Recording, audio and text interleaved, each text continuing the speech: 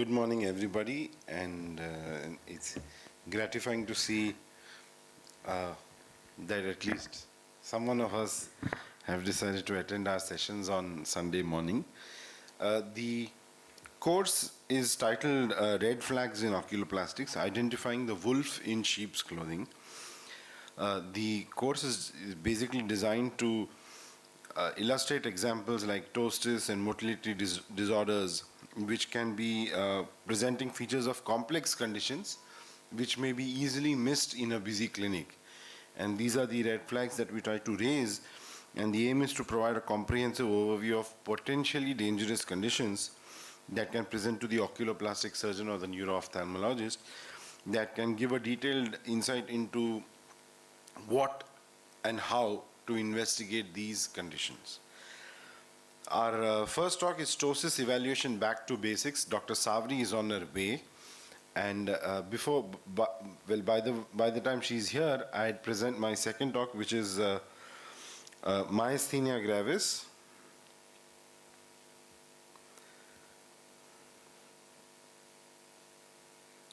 Right. These are our disclosures. There's no disclosure relevant to this presentation. So myasthenia, we know, is an autoimmune condition that affects the neuromuscular junction. It is characterized by the presence of acetylcholine receptor antibodies. Now, in many cases, up to 52% of the cases of myasthenia gravis, ptosis is the most common presenting signs. And the most sensitive and specific test to diagnose the presence of myasthenia is actually a test that is available to us in the clinic, which is the ICE test. But there are a battery of other tests like the neostigmine test, the anti-acetylcholine receptor antibody, and electromyography. So when do we do which investigation? Before we jump into investigations, what we need to see is what are the red flags for myasthenia gravis. Whenever a patient with ptosis comes to you with a history of variability, which means that the ptosis is absent or much better in the morning, and ptosis worsens as the day progresses, is a red flag. Remember, this variation may not always be classical or textbook. Sometimes a patient can also present with a variation that ptosis is worse in the afternoon, but it improves in the evening. As long as there is a variation, it itself is a red flag. Apart from ptosis, if patients have complaints of diplopia, which may be occasional, which means sometimes they have diplopia and sometimes it improves, it again is a red flag. Patients who have been diagnosed previously as an unusual squint condition, and later on they've gone to a second specialist or a second opinion and they have a different squint diagnosis. So varying diagnosis from ocular motility experts is again a red flag for myasthenia. Patients who give history of difficulty in swallowing and having to take a big sip of water while having to take the food down is again a red flag for myasthenia gravis. So like we said, ICE test. ICE test is when you place an ice pack over the ptotic eyelid for at least 2 minutes and see a 2 millimeter improvement in ptosis. This has a sensitivity of up to 92% and a specificity of 98%. You can also, it basically is a test that you can do in the OPD. Remember, for ptosis, the ice pack is placed for 2 minutes, but for ocular motility disorder, it's placed for 5 minutes.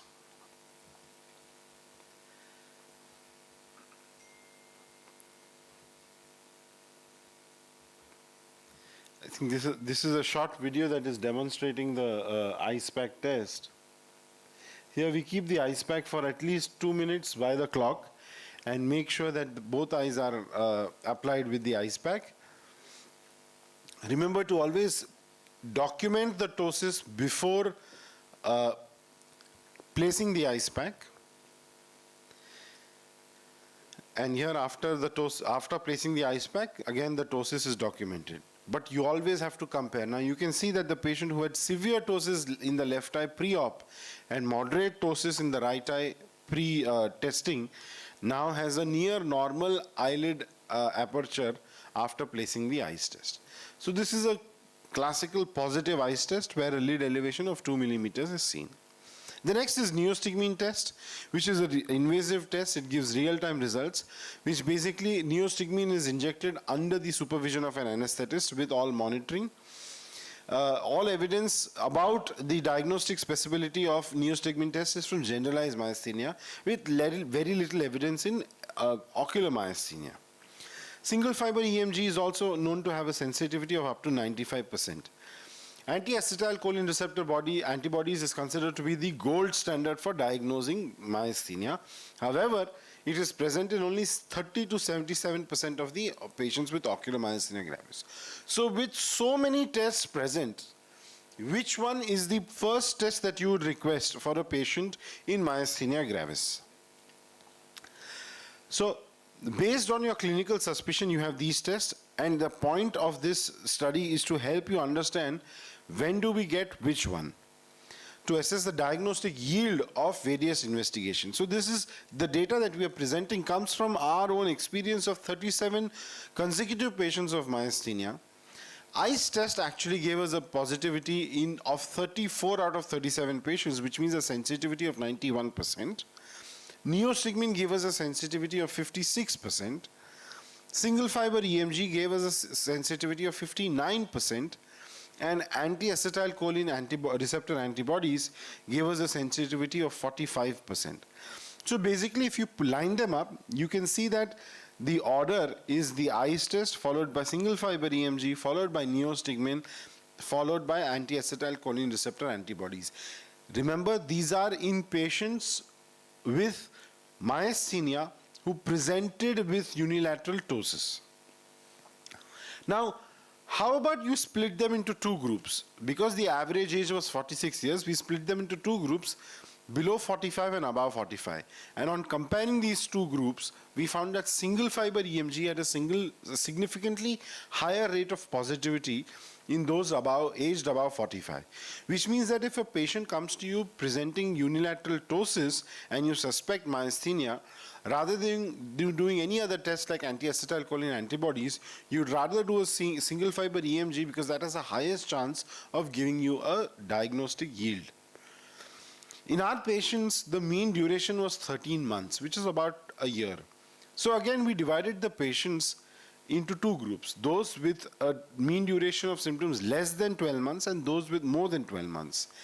And in patients in whom the symptoms was for more than 12 months, neostigmine test was significantly higher, positive in a higher proportion, and anti-acetylcholine receptor antibodies was also significantly higher in that group.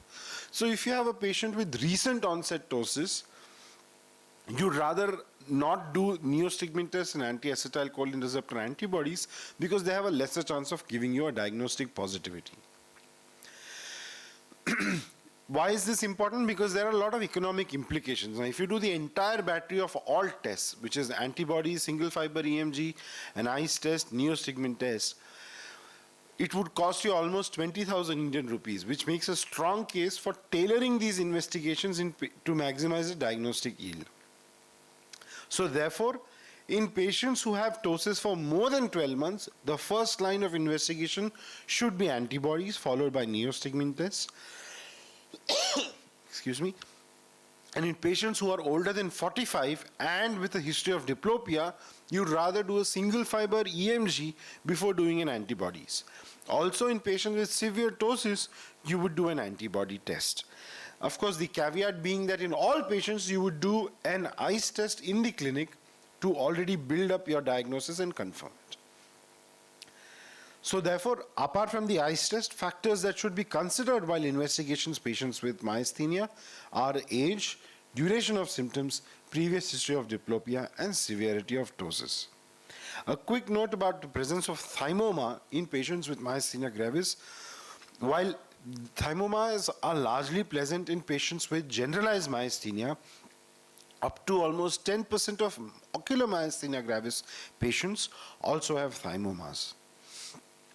And in patients with thymomas, you have a high chance of getting acetylcholine receptor antibodies. So therefore, if you have a patient with anti-acetylcholine receptor antibodies, it may always be prudent to advise a CT chest. Patients with anti-acetylcholine receptor antibody negativity rarely have thymomas. Remember, you're not the solo treating physician of myasthenia. Treatment for myasthenia has to be in conjunction with a neurologist who at least can manage your side effects of the medication. You start off with the corticosteroids. Again, corticosteroids, unlike other disorders where it is started off in a tapering fashion, here it is in an increasingly higher dose. Again, with the help of your neurologist, immunomodulators can also be given. So, what have we learned? That there is no single test to rule out myasthenia. Investigations can only help supplant your clinical diagnosis.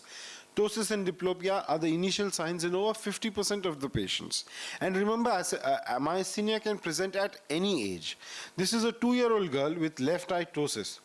The father came to us saying that the child looks sleepy all the time, has been diagnosed as left eye congenital ptosis, and was advised a tarsofrontalis sling in the left eye. So we asked the parents, has the droopy eye been there all the time? Father said, yes, always the left eye is droopy. Mother said, both eyes are always droopy, it is not the left eye. But here you can see in the photograph that the right eye looks normal. So we asked the patient to come back after a week, and lo and behold, at presentation at 1 week, both eyes were droopy. Such classical variation is a big red flag. Antibodies were positive, the CT chest showed us a thymoma. Again, this was a patient with a history of trauma, had an undisplaced lateral wall fracture with reduced vision in the left eye, came with history of diplopia and ptosis after trauma. It was diagnosed as a traumatic optic neuropathy and traumatic third nerve palsy. These are the 9-gaze motility photos. As always, we do an eyes test in all patients with motility disorders, and after the eyes test was done, suddenly the patient's ptosis and exotropia had recovered. This was actually myasthenia which was masquerading. So I think that helps us in understanding that in all patients who present with ptosis and diplopia, an eyes test in the clinic is extremely important, and always tailor your investigations so that you don't have to advise a barrage or a battery of investigations in every patient. Thank you so much. I think I'd like to invite the next speaker is Dr. Savri Desai, who's a senior consultant in oculoplastics at PD Hinduja Hospital in Mumbai. And she'll be speaking to us on the back to the basics in ptosis. What investigations and what red flags do we need to look out for while assessing any case with ptosis apart from